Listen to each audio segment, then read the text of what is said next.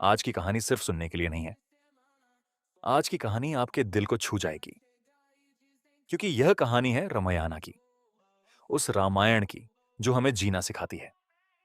बहुत समय पहले अयोध्या नगरी में राजा दशरथ राज करते थे।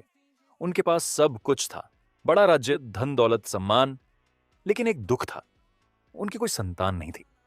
राजा दशरथ ने भगवान से प्रार्थना की, यज्ञ हुआ, और कुछ समय बाद अयोध्या में 4 पुत्रों का जन्म हुआ: रामा, भारता, लक्ष्मणा और शत्रुघ्ना। जब भगवान राम का जन्म हुआ, पूरी अयोध्या दीपों से जगमगा उठी। लोग कहने लगे, यह कोई साधारण बालक नहीं, यह धर्म की रक्षा करने आए हैं। श्री राम बचपन से ही शांत, दयालु और सत्यवादी थे। वह हमेशा अपने माता पिता का सम्मान करते, गुरु की आज्ञा मानते और कभी किसी का दिल नहीं दुखाते थे। समय बीतता गया।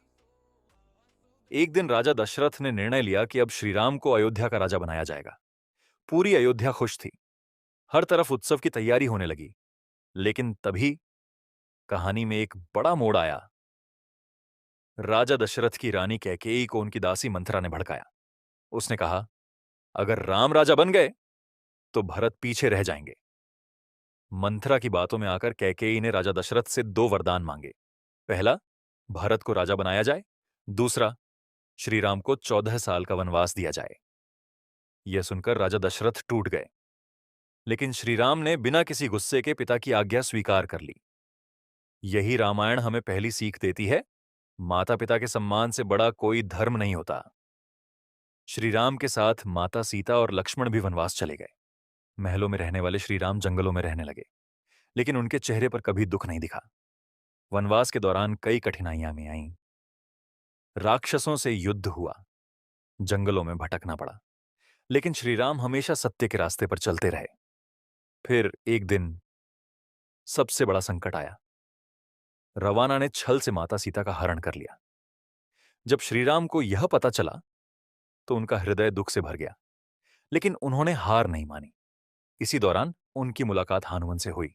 हनुमान जी केवल एक भक्त नहीं थे, वह विश्वास, शक्ति और भक्ति की सबसे बड़ी मिसाल थे। हनुमान जी ने समुद्र पार किया, लंका पहुंचे, माता सीता का पता लगाया और रावण की सोने की लंका को जला दिया। फिर श्री राम ने वानर सेना के साथ समुद्र पर पुल बनाया, जिसे आज लोग राम सेतु के नाम से जानते हैं। इसके बाद शुरू हुआ धर्म और अधर्म का सबसे बड़ा युद्ध। एक तरफ था अहंकारी रावण और दूसरी तरफ थे मर्यादा पुरुषोत्तम श्री राम। युद्ध कई दिनों तक चला।